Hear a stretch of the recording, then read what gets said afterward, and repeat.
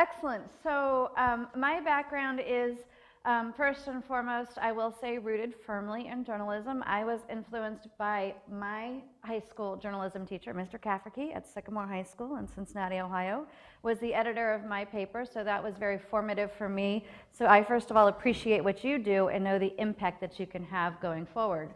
I moved on to the College of William & Mary, where I served on my college newspaper and thought I was destined to become a journalist. And after my third internship, I thought, you know, this is really cool, but I can't see myself doing it when I'm 45. Fast forward, here I am 45. Okay. And so I ended up moving to the other side of the house, which was developing a career in advertising and specifically in media. So I kind of looked at the passion that I'd worked at magazines, worked at daily newspapers during my college career. And then said, wow, there's somebody who has to decide what ads to put in all these outlets. So I spent 20 years on the advertising side of the house. And then I came into academia. So I'm a practitioner first, an academic second. I love the role that I have right now because I feel like I'm a bridge, much like you guys are a bridge, where you're trying to be a mentor within that newsroom and act like their boss. Maybe their counselor, maybe their janitor. I'm sure you have all kinds of roles that you do. I'm that role at the University of Missouri in our School of Journalism. We have 2 student staff ad agencies, Mojo Ad and YAYA Connection. And what those student staff ad agencies do, let's see, they gave me these clickers, is we create campaigns for clients. And so we are looking at advertising, public relations, we're looking online, offline, we're looking at social. But really what we're trying to do is base an advertising campaign in strategic research, and then develop touch points that resonate with what we call the YAYA market. This is really important, the YAYA market, because, whoops, sorry, start when tell who will do clients with. We have done work for big brands, Hallmark, Redbox, U.S. Fish Wildlife, Fridays, ProPlan. Very excited, our client for the fall will be Walmart. So a lot of large brands have come to work with our students and to come work with us, their mentors. So let's talk about that youth and young adult market. When we put this agency together, we realized, much like you guys see in your newsrooms, that we had one major issue. We were going to have 100% turnover every year. We don't even get them for 4 years. We get them for a year. So when we realized, oh my God, our staff's going to turn over, what are we going to do? We said, well, there's one thing that's going to be constant. No matter how many years we have success with this, our staff will always be 18 to 24 years old. And if we know anything about 18 to 24-year-olds, they're changing a lot, quickly. So we decided that our focus and our specialty of our agency would be this 18 to 24-year-old market. It is not a generation, it's a life stage. So that means everybody here in this room has been a YAYA at one time. We don't have to all admit how many years ago it was, but we've all shared that common experience. In fact, some of us may still wish we were in that life stage or act like we're still in that life stage. But it's forever young, it's forever changing. And what's cool about this is our staff, when it comes in, brings with us those new trends. So they're going to be telling us what's hot, what's not. It was really funny because we watched this group about 4 years ago, maybe 3.5 years ago. Twitter is so stupid. It is so dumb. It wants to be a Facebook status. Literally within 3 months, the next semester, Twitter is awesome. It is the best thing ever. And it was just they took them a little while to figure it out. And the funny thing was is they didn't use it like the 40-year-old man who created it. Not at all. They weren't using it to find stock tips and to, communicate short things. They were using it to follow celebrities. They were using it to interact more directly. So they took that product, morphed it into their usage, and then zoomed ahead. So we're always seeing those trends, probably like you guys are with your students as well. But here's what's crazy. When I started doing this, I have now been here, this will be my 5th year on faculty and working with this group. So 18 to 24 has always been our focus. When we first started it, millennials were ahead, millennials were in 18 to 24, and we looked down at the young kids and they were millennials too. So while it is a life stage, we are always dealing with one generation called the millennials. However, we have realized now that when we look down and even just right at our freshmen, it's no longer millennials, it's now what's called Gen Z. So it's the kids that you guys have probably been dealing with that are sophomores, freshmen. What's really interesting is we don't even know what to call this. There's Gen Z, there's iGen, Gen Tech, Gen We, NetGen, digital natives, plurals. So we're still arguing about what to call this, but decidedly this group is behaving differently, and roughly they were born between 1995 and 2000. So for me personally, I have my oldest son he'll be a freshman. He was born in 1994, so he's right on that edge of Gen Z and millennials. I have two others that are 14 and 12. They are definitely Gen Z. There are definite differences. Are you guys starting to see those differences in the students coming through that you guys are seeing? Yeah? Some? How many here in the room, let's just self-identify without saying how old we are. How many in the room would consider themselves a boomer? Okay?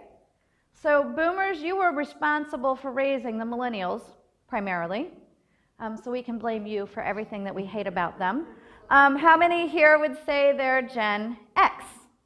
That is me.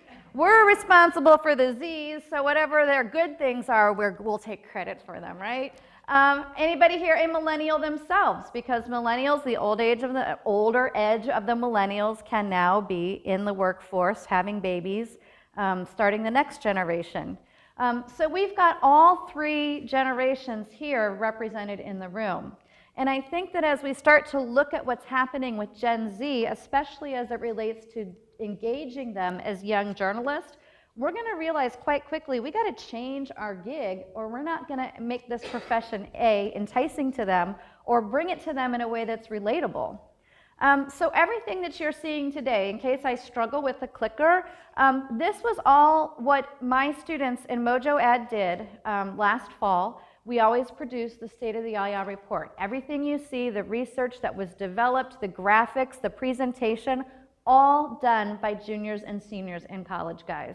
So whenever we start to think that, oh no, this next generation, what's happening? Or we think, what can our students do? I like to point out what they're capable of when we take the wings off, take them out of the box, and let them go. This is all student done. So sometimes they're better than the instructor when it comes to things like graphics and presentations. So what they decided upon was, after they looked at this, they needed to tell all of us, people who weren't of this generation, and they used the operation theme. So what you're going to see is an operating manual for the next YAYA, or really looking at like the 13 to 18-year-olds. So with no further ado, there's our guy we're going to do some operating on, and our girl that we're going to do some operating on. And we are going to dissect. The first thing that we found out about this group is that they have what we call a hip replacement. And that's because their hip replacement is their friends and followers on Facebook have always been what we knew for them was the cool place to go. I actually remember the first time I heard about Facebook, it was my Xavier University students. They kept a media diary. The girls were writing Facebook in like 4 hours. I'm like, what the heck?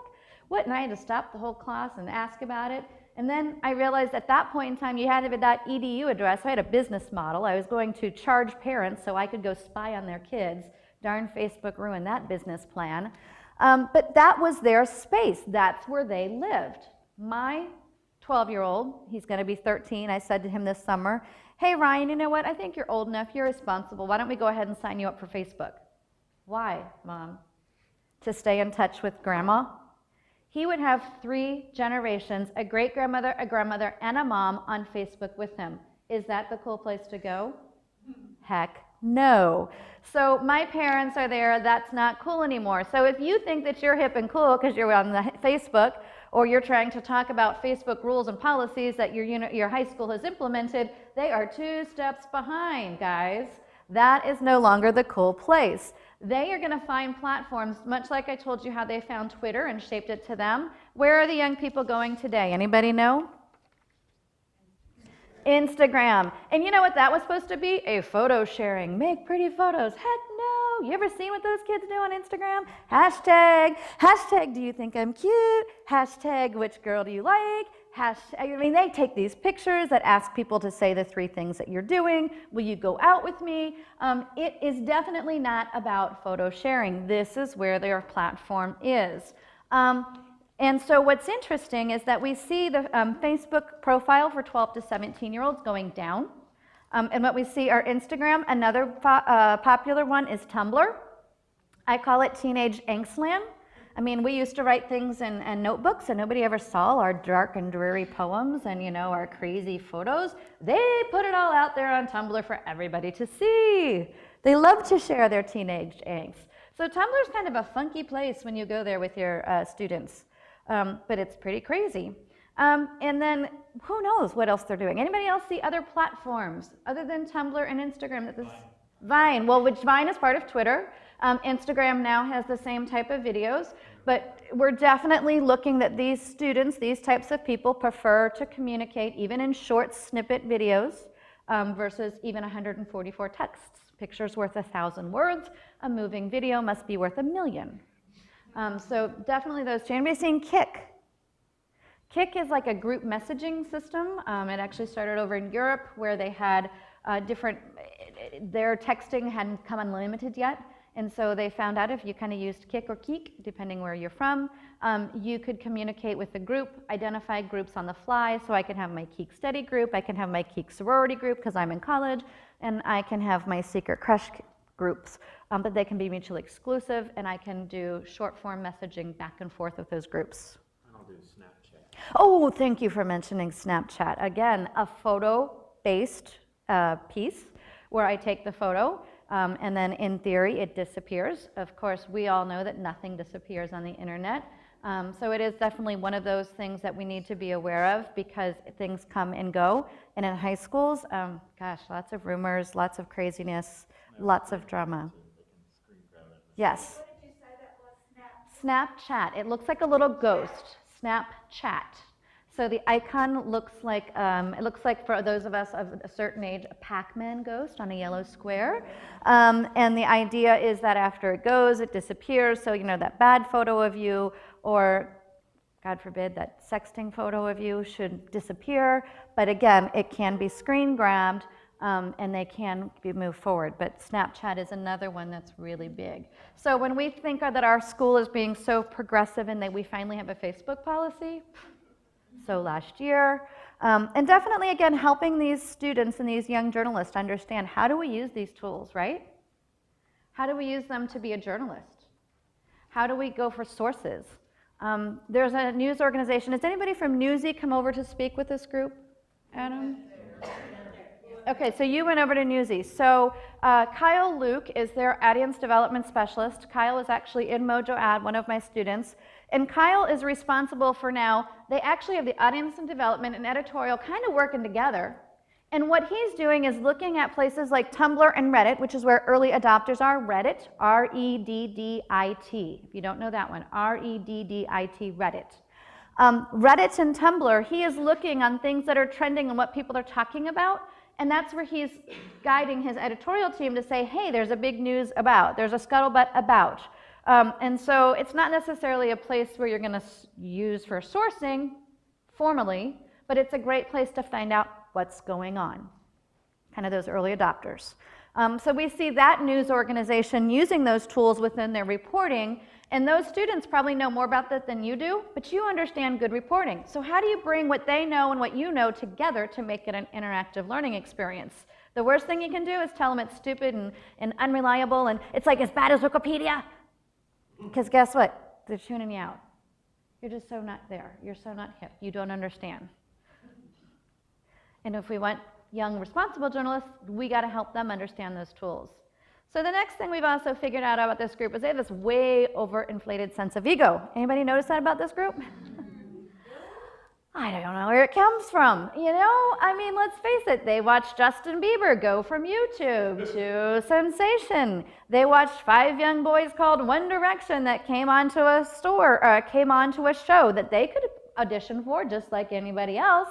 They can get put together and they can be stars. So they also not only have these uber stars like Justin Bieber and One Direction, but there's also what I'll call the minor stars, the people who are getting free things because they've got, what's the word I'm looking for? A YouTube channel about how to apply makeup. And they're getting tons of fun, free things from makeup suppliers throughout. Maybe they even get sent to London or sent to New York, and all they're doing is showing girls how to apply makeup in a very real way. And that, to them, is a celebrity status. So if they see those celebrities, they have the idea that they can be celebrities, right? But can we use that? Is journalism a way to have fame? The old school says, no way, I'm behind, I'm in the shadows. I'm just telling a story out there, right? This group probably is not going to respond to that. This group wants to be part of that storytelling. They want to be part of what comes from the outcome, not just the watchdog. Anybody else see that with their group? Anybody leveraging that? I mean, it's a cool thing. We gotta be part of the cool kids. And that's a difference in how we were brought up in being journalists, impartial, in the corner. What we're asking them to do today. Not only do you have to write a story, but maybe you got to tweet about it. Maybe we're going to ask you to take your own personal Facebook page and pop it out there. Mashable, online-only news source. All of their reporters are expected to have what they call their professional social media tools. So you can have cute short chick and tweet whatever you want, but @StuffPadgett is my professional, and you're going to be asked to use those tools. So are you helping to establish those habits for feeding into their fame and their celebrity as a journalist now?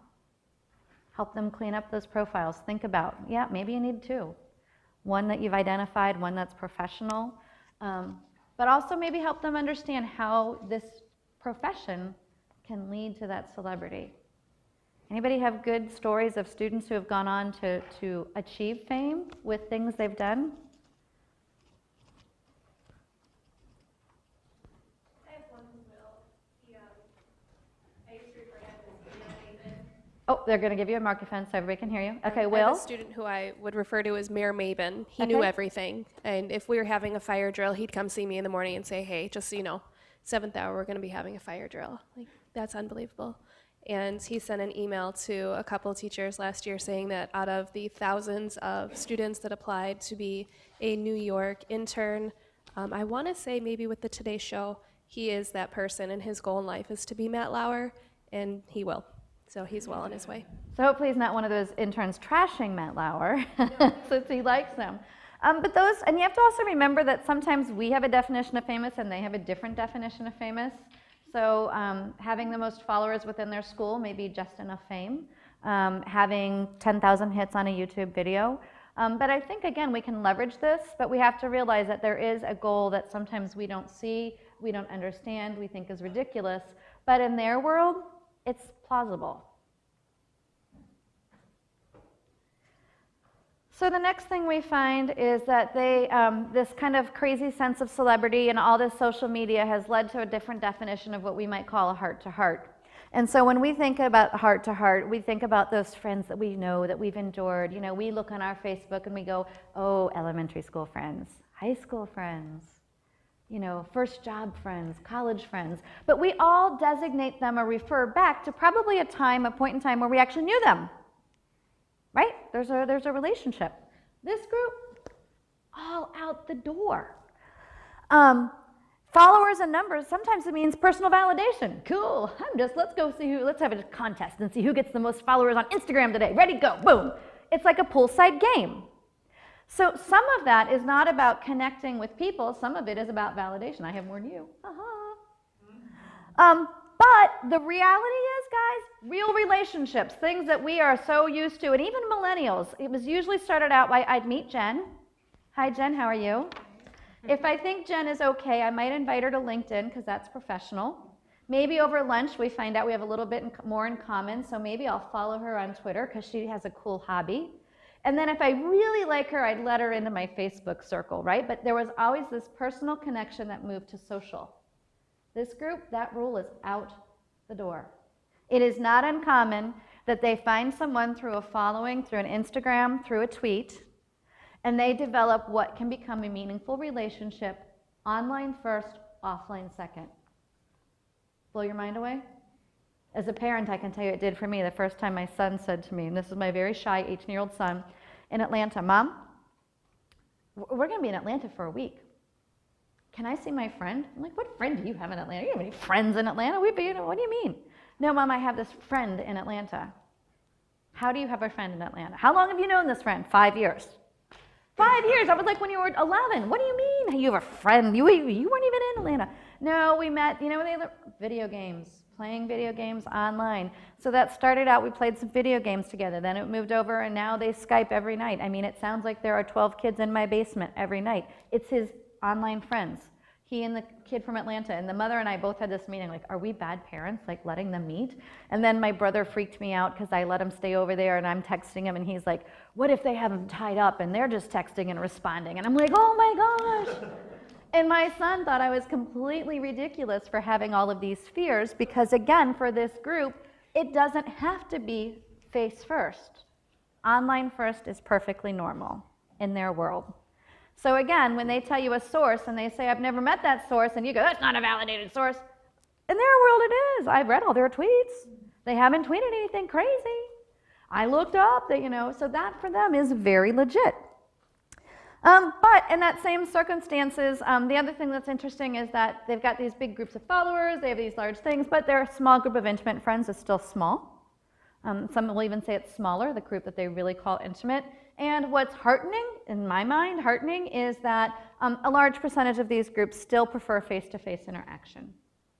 So I think that also reminds us that as much as we're interacting with them electronically, when we sit down and talk to them, it has strong value. Anybody, how are we leveraging this? Anybody using this offline-online relationship in your classroom? Are you allowed to use online tools? I think that varies by state, how they allow you. How many of you are allowed to text your students? Good, good. Another cool service that if you want to talk to your staff en masse is a service called GroupMe, G-R-O-U-P, me, GroupMe. And what's awesome is GroupMe allows you to do group texting in an opt-in, opt-out basis. So what's cool is you have the new staff, you can have a GroupMe. Those that leave, graduate, get out of the GroupMe. Your freshmen, sophomores coming in, get into the GroupMe. But you are always just grouping, texting, support staff, new staff.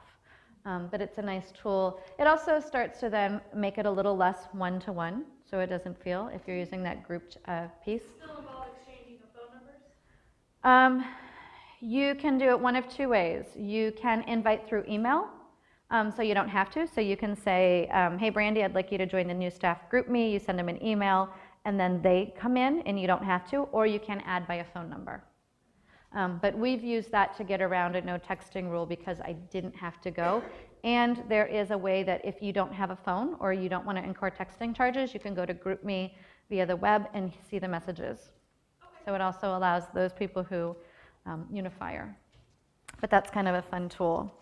So, thinking about the way that they value people differently. And also looking for, maybe that's how they're finding your new staff mates or your new staff people to come join you within that organization. There might be people and that might be another way for you guys to watch. Who's tweeting in your school? Who is the leading person? Hey, they've got a blog. So if you are looking online, you might find good staff members by what they're doing in that space now and help bring them in and give them discipline. So the next thing we found about this new group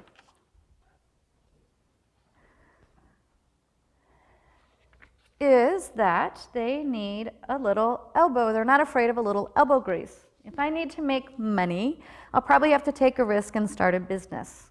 Many of these kids remember the economic crisis. They've seen family members lose jobs. Maybe they've been a part of the housing crisis, had to move a house.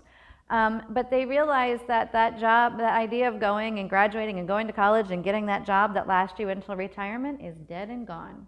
And they watch those people who are very creative and they were willing to make things themselves. So again, when we look at journalism and talk about journalism as an entrepreneurial experience, I think we may help get their senses going.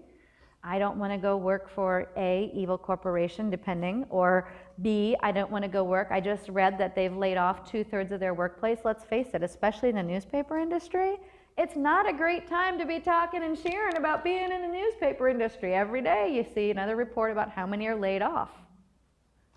So what and how can we think about entrepreneurial journalism?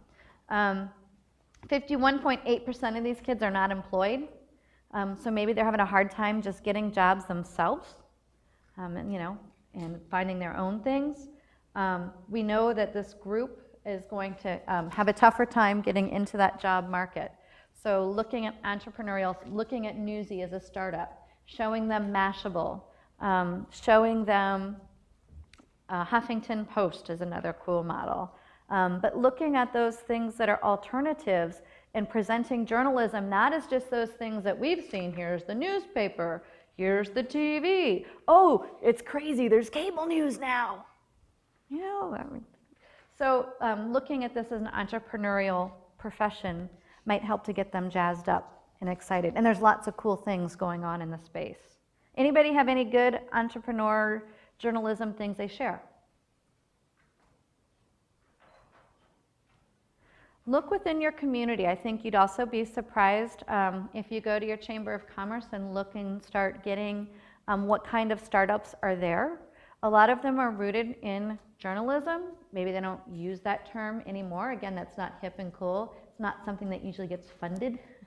Crowdsourcing tends to be a word that you'll hear from those startups.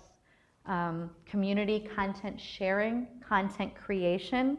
Those are all words that within the tech industry have a little bit more pizzazz than saying journalist. And if you can go find somebody and bring them in to talk to your students, and what you'll find from those folks is usually they're going to tell you the basics are really important, and the basics still apply even in this new world. Sheila? We have a young photographer where we live, and his parents had saved up money for him to go to college, and he went to them and said, hey, can I have the money instead to start my own business, his own photography business. He is amazing. He travels all over the world. People pay him unbelievable amounts of money to go to other countries to do their weddings.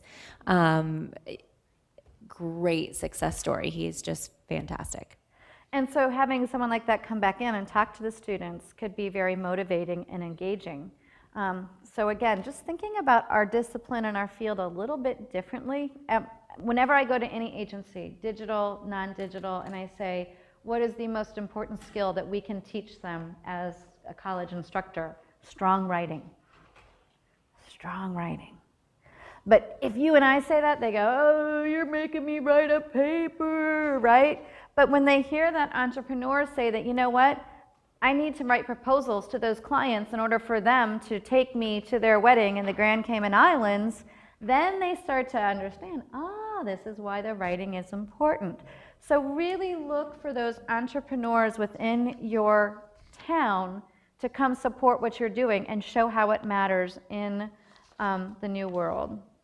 So this group, we also found out that they have a little bit a case of ants in their pants. Just a little, yes.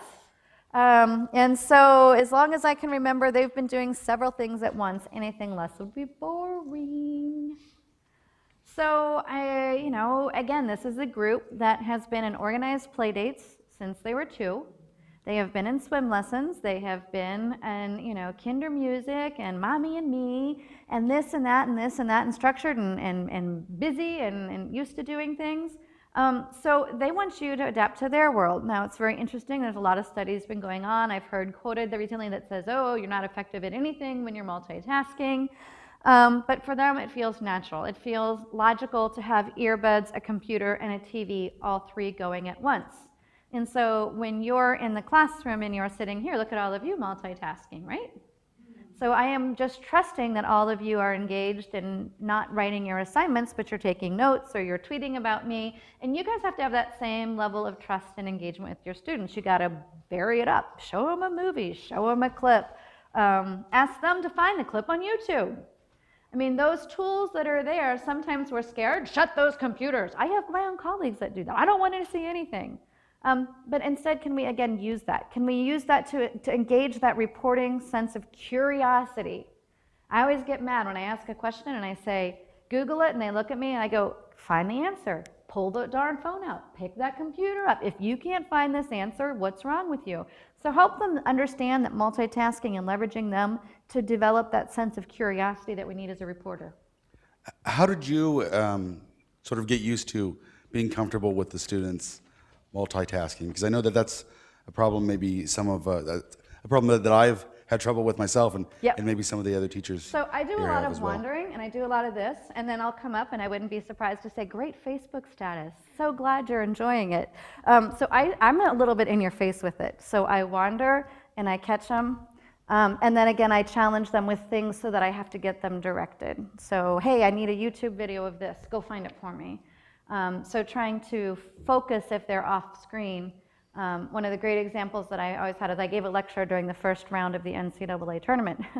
So I charged them to tell me the commercials that were airing during the NCAA tournament and tell me what forms the commercials were popping up. It was an online class. Okay, so let's use the distraction as part of our classroom. Were they more engaged with the content of the class then because of that? I think so. I think they appreciated that they laughed, that I knew that there was this thing that was happening. And then, and then I kept saying to them, no, I really want you to go back. Tell me, what ad do you see? Do they have a video ad? Do they have a side ad? Look, are they a sponsor anywhere else? Somebody go to your phone. So the next thing you know, they were distracted by my having them use the tools in the classroom. Can't always have the NCAA tournaments there. And occasionally we'll have laptops down or times down, but I try to explain to them why. And then there's other times where we have laptops on and laptops engaged, cell phones on. How many of your students bring technology to class? Okay. I still haven't figured out what I really want is an app. I may have to figure out someone that I could have all of my students and send them a text about halfway through class that says, pay attention! And it pops up right in the middle of the classroom period. And again, you also just have to trust that they're multitaskers and there is some part of them that is doing double work. And sometimes I can also do it through effective quizzing. So immediate quick quizzes right after, rather than waiting for a test and accumulating, because testing encourages cramming. I like real-time learning, so I'm starting to implement quick quizzes at the end of a class. So they had to pay attention, they had to be there. 4 quick questions, did they pay attention? And that way, again, you can gauge who was there. Maybe they were multitasking, but they picked something up, versus those people who were just completely zoned out and not listening at all. But I think that's also part of this generation's short attention span. Give it to them now, give it to them quick. If you wait, all they're going to do is wait and read it and wait and cram and not stay with you. Anybody else have any good ideas on how to use technology in the classroom as an enhancer, not a distractor? Yes? You kind of just gave me an idea, because I was thinking, what if, I have a computer lab in my room, so what if I had students tweeting like we're doing today, as I'm lecturing on a topic, they have to be commenting, and then that's also a way for them to go back and look over notes and see what was in class that day. And it's also a way to see if they're not picking it up right, because if they're paraphrasing it and you're like, whoa, wait a minute, I didn't say that. It's a great way to real time see if they're comprehending or not comprehending. We actually have a tool here, and I haven't started using it, where you can set up a texting where you can text the professor a question out. And some professors don't in a very large lecture. They just see it, so then they can answer the questions, but it also helps those people who are a little shy be able to ask questions. You brought up Reddit. In our school, they block a ton of websites, which is really difficult because, in math class, YouTube isn't applicable, but in the journalism class, it is. And Reddit's one of those things that isn't blocked, but I'm always really afraid of. And Tumblr, the same reason, because there's a ton of awesome stuff, but there's a ton of naked stuff. Yes. How do you navigate that? Or, especially at the high school level, I'm so afraid. I'm just go home and be there. Right. And then they're going to go home and say, guess what, teacher Bovenerk? Something like that. Okay. guess my Cubs fan teachers showed me in class today. Woohoo! Yeah. I mean, that is definitely, I think, a big difference for us teaching college versus high school, is that we kind of expect a level of maturity, or at least them to be prepared.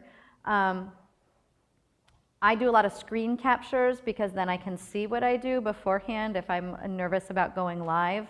But that means more prep on your hand to go look and screen capture out what you want and not want versus going live. But it adds definitely more prep time. Anybody else have any other ideas? I guess it's just like teaching middle school. You know that you're not going to be able to control the insanity, so you embrace it and make it work for you instead of against you. So I have some projects that I do that are actually designed, this is more an English class, but I have projects that are designed for, I know that they all have their phones. Most of my kids have iPhones. They have faster internet than I do. So I give them projects. Okay, pull out your phone. And the first couple of times they look at me like I'm crazy. But then when I do say, put your phone away, I don't want to see it, I will take it, your phone is better than mine, I will keep it. Then at least they know they don't hate the idea of technology and phones. Okay, so they can trust me to put it away. But I do have projects that they do, even if it's just looking up words in the dictionary, some group collaboration, things that somebody has a good phone that they can use. And I think that's important too, because when they realize that you're not just anti, they'll be more respectful when you do ask them to put that away. I have found the same thing. I also would say your administration has to be behind you and know what you're doing. And some administration's going to embrace it and support you, and some aren't. I unfortunately have no cure for that. No, I was just going to comment that now even our literature textbooks and so forth have a PDF version available. And so I'll actually have my students to download the textbook onto their iPad or onto their telephone. And so, you know, we have instant access to those. And I Right. do the same thing with having them to use it as reference. And I think the good books are realizing that it's not just a PDF, it's click and turn the video on, it takes you up to these sites. I mean, think about the books that your kids, for those of you who are my age, read as a kid. They were not a story with long text anymore. It's like a jumbled mess, right? There's like sidebars, there's red text, there's call-outs, there's photos. That's how these kids wired their brains when they were young, looking at all that stuff. And so that's the kind of things and the stimulation and that multitasking that they're looking for.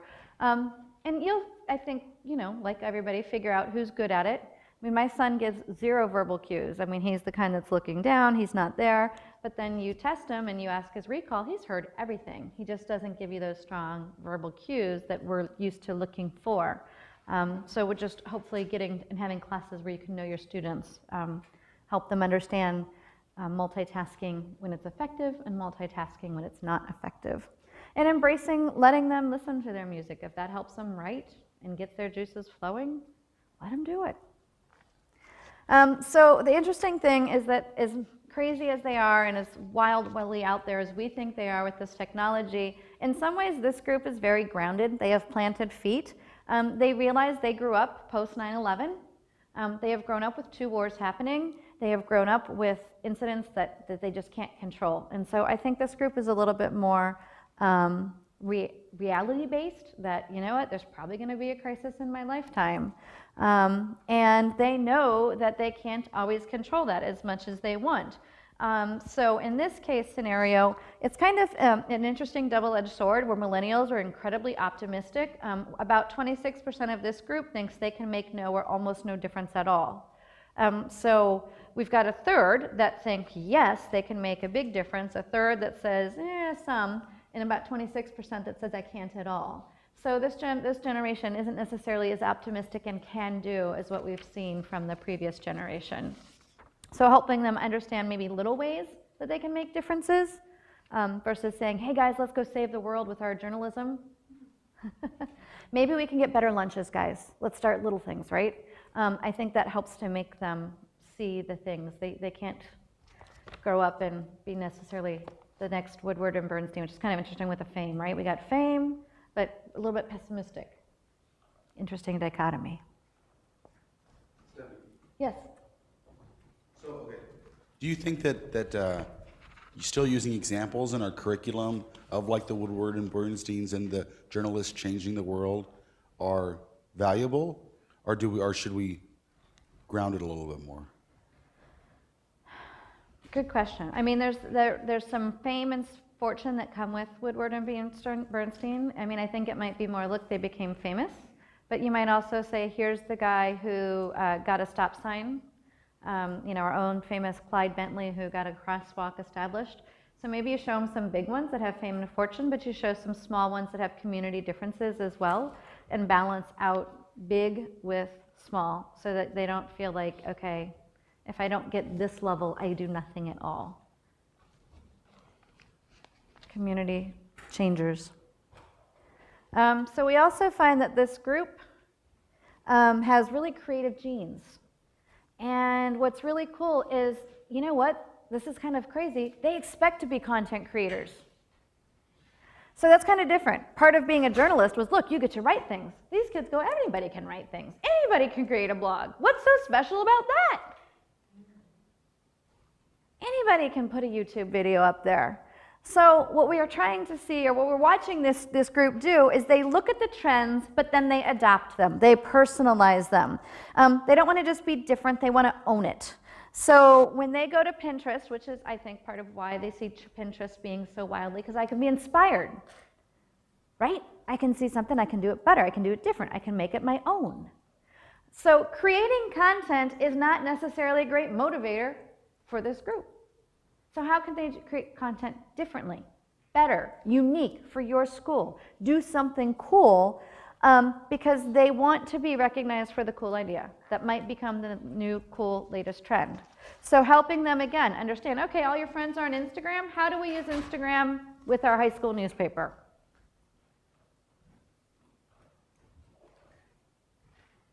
Great question to throw out to them, because you know what you're asking them to do? Figure out how to use a tool and make an impact. And if that becomes the next cool trend at their school, are they awesome? Are they cool? You learned something. And again, we're helping them to apply what they used to our profession. But the concept of becoming a content creator doesn't have nearly as much value because everybody can be a content creator. So how can we leverage that? And then we have what we call our texter's cramp. This is the group that hates the telephone. When I get a call, what do they say? Must be mom or dad. Oh, must be emergency. Something bad happened. Did you grow up thinking that every time the phone rang that something bad was coming across? We were excited. It could be that cute boy I met. Not this group, man. Phone rings, something bad has happened. They will typically only answer it for their parents. 63% of teens exchange text every day in their life. 39% communicate by phone. So 2 to 1 phone to text. They're also shunning from email. And so this is one of those important skills that you can help them learn, the importance if you are using email to communicate. When should they check it? How often do they check it? You will be surprised how many employers I hear coming out of college that says, could you please teach them how to check their voicemail, how to leave a voicemail, and how to properly respond to email? It's not in their DNA. So if we, as reporters, think those 3 skills are important, suddenly we have to spend as much time as teachers teaching them about phone etiquette, because in the past we just assumed that they knew that. They participated, they had a phone, they answered it, they heard their mom and dad answer it.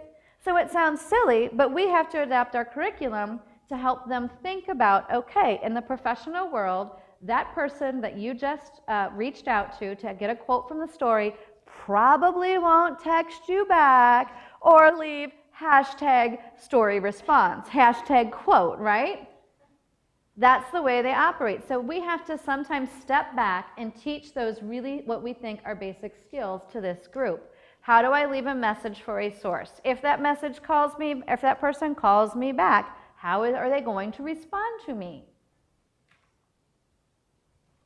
So yeah, it's kind of crazy and silly, but texting for them is the right tool for the job. So imagine when you hear back from one of your colleagues that said, oh my God, your reporter just sent me a text asking for a quote from the story. Has that happened to anybody yet?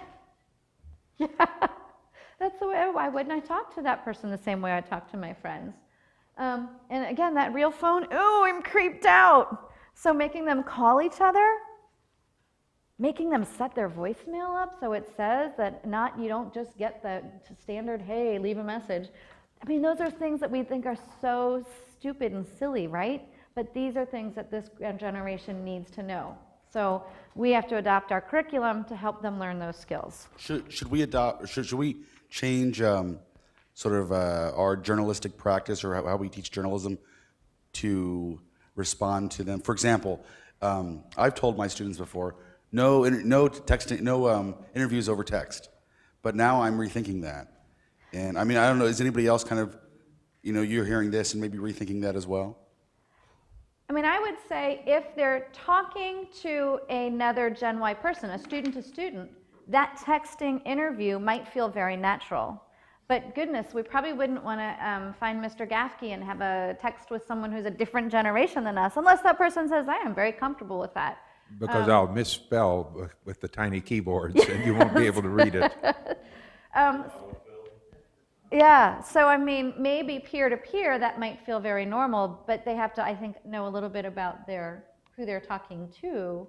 I mean, when the president goes on Reddit, Ask Me Anything, AMA, that's a form of journalism, some might say, that people got a chance to ask him questions. So I guess it depends, might be anybody else have thoughts on that? Angela?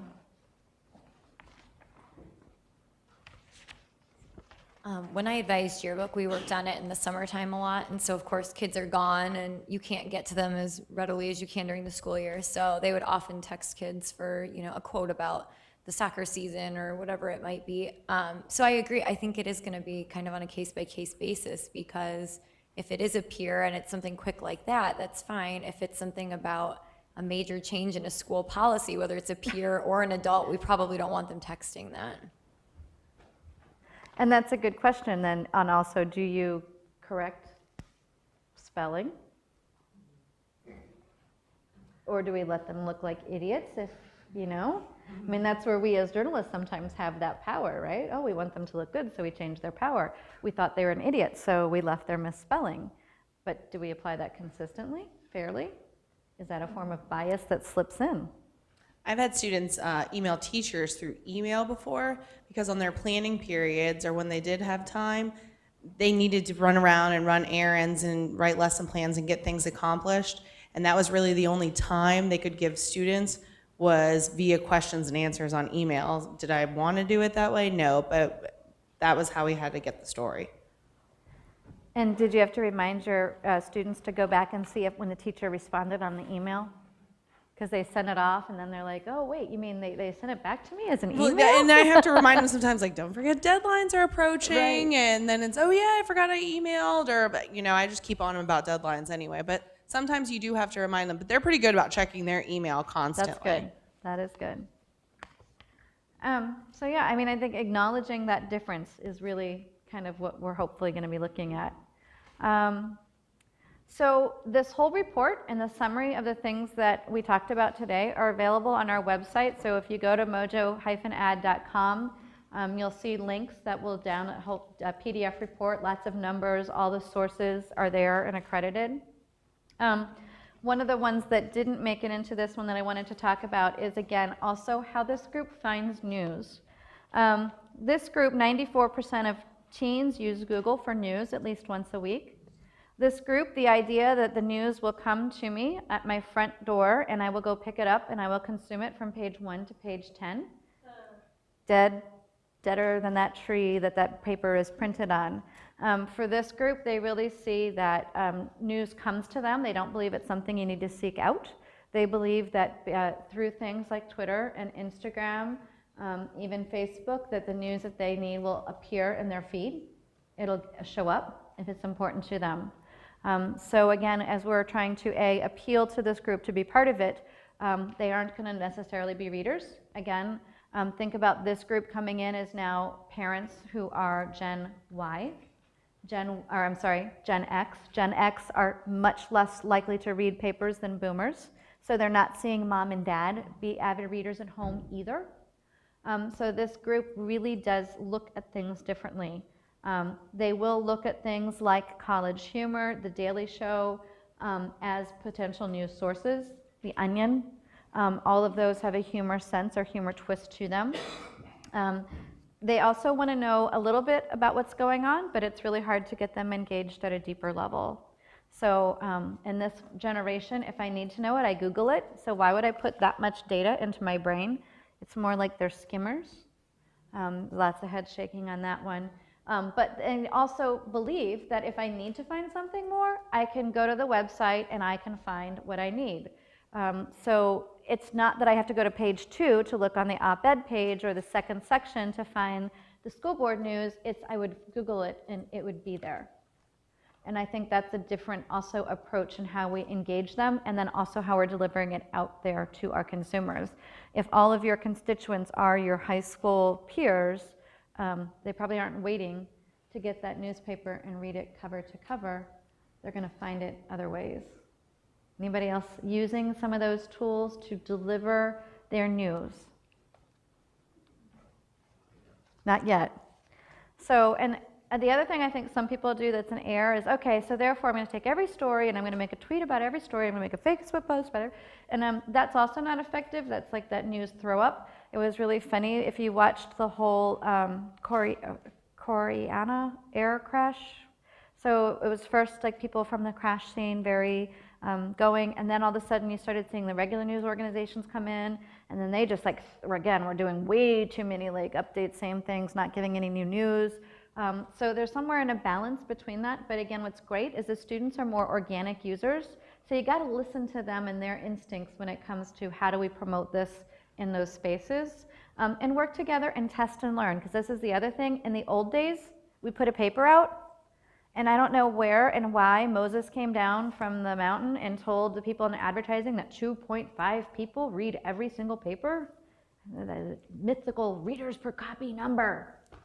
The great thing is with Facebook and with Twitter, you can actually see how many people clicked the link, how many people actually read that status. So we can test and learn real time, and that's something that's almost a little scary to traditional journalists. What, you mean nobody read my story? I worked so hard. Even online, how many of you have online editions of your newspaper? How many of you have Google Analytics tied to that? Excellent. Serge or Sergey? Serge. Serge, how are you using the Google Analytics to help impact your reporting? Are you? I am. Yes. It's, if I ever feel too happy, I just go to the Google Analytics to see what's actually going on.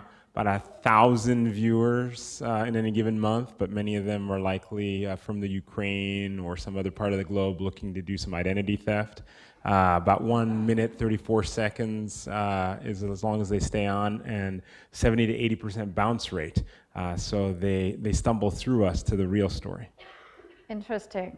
And you can find so much about what kind of stories get read, what reporters are getting read, where they go, but we can test these things, and we didn't have that ability in the past.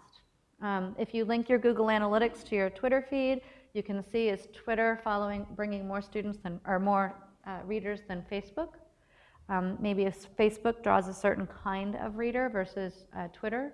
Maybe Twitter people like the news more, Facebook likes the sports more, but you can really start to test and learn if you use these tools to make a difference.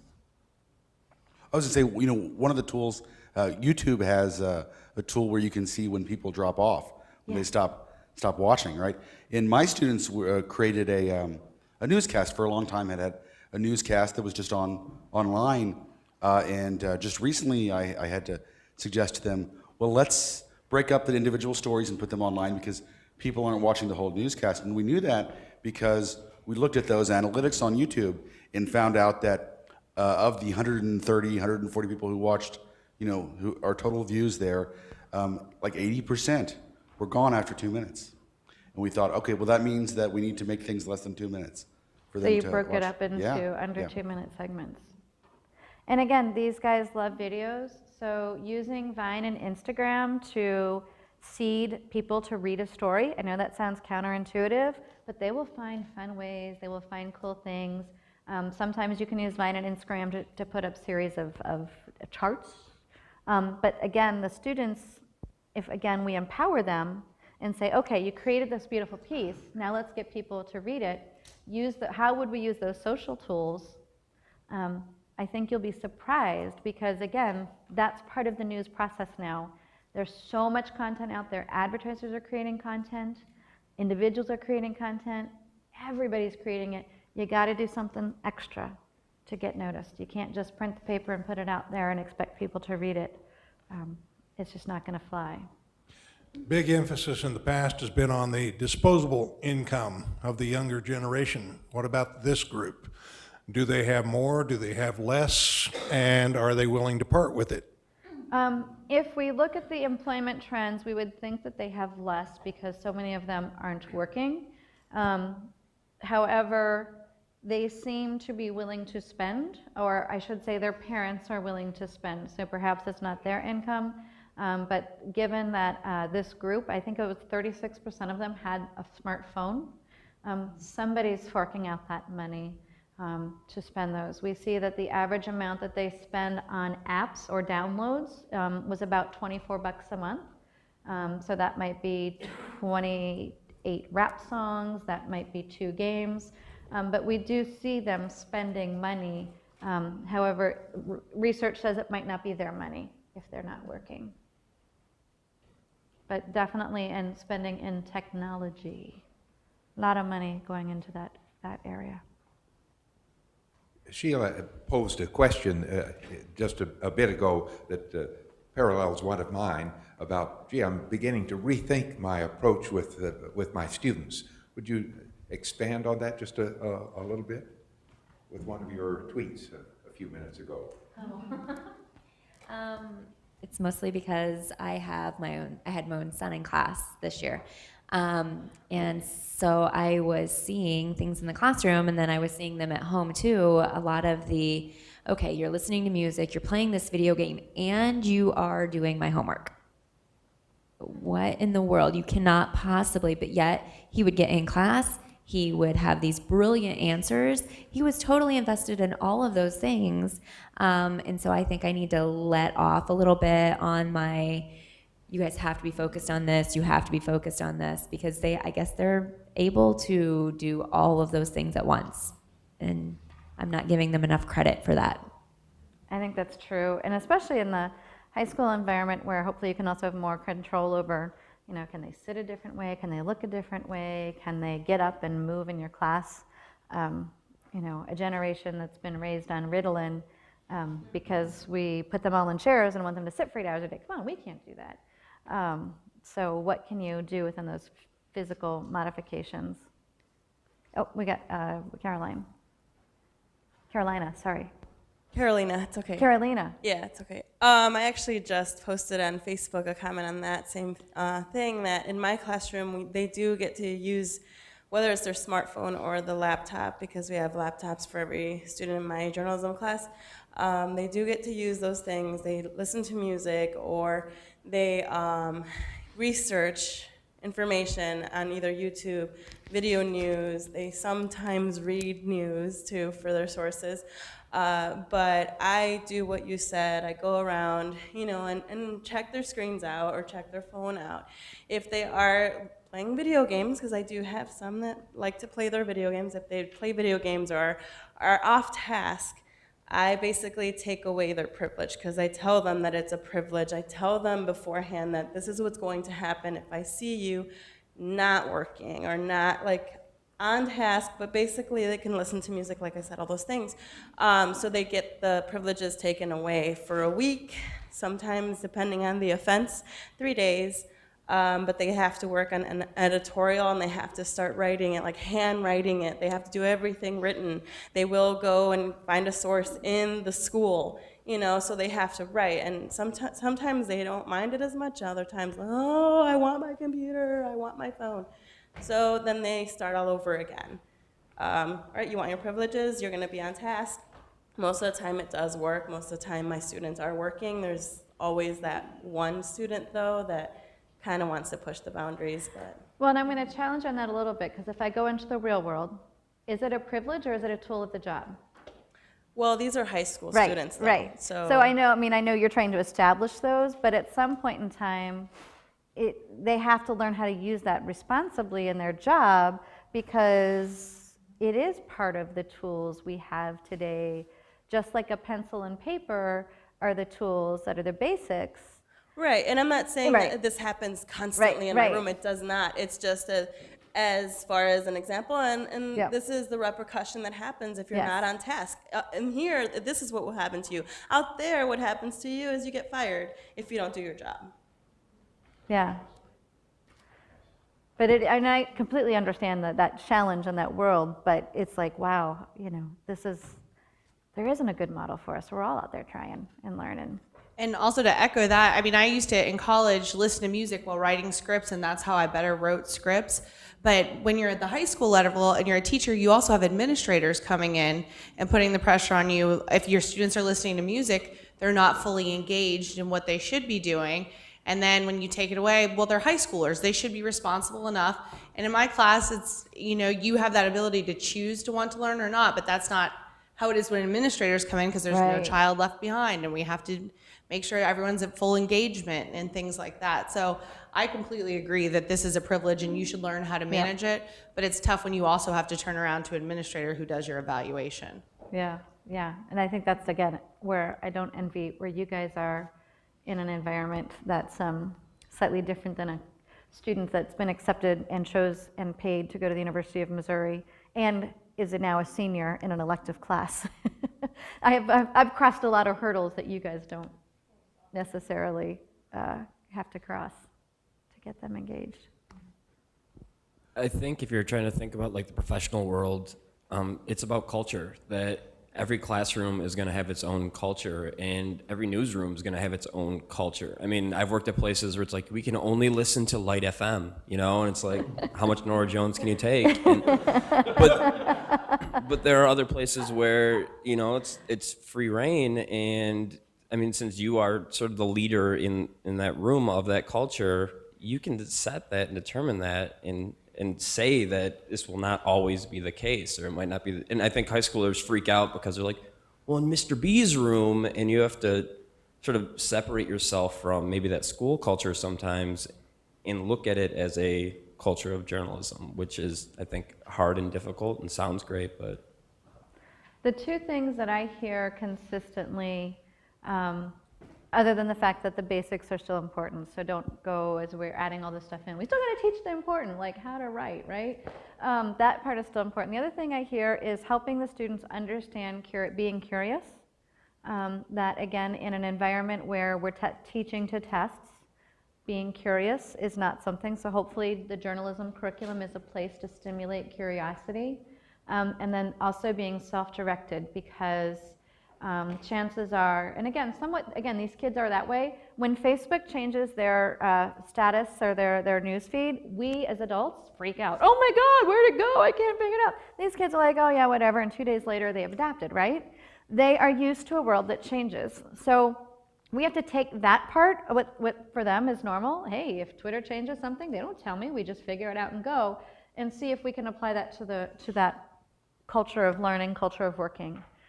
Because in some ways they're very adaptable, but in other ways they're not. And it's like, how can we start to bring those two things together? Because in the workforce, they're not going to be told that you will be tested on A, B, and C. They're going to be much more like Facebook, go figure it out. And so it's weird that we have this parallel universe running with these students. Hand them a cell phone, there's no manual, there's no, they just go. But in the curriculum, they want everything out there. And so somewhere these worlds hopefully can start to come together.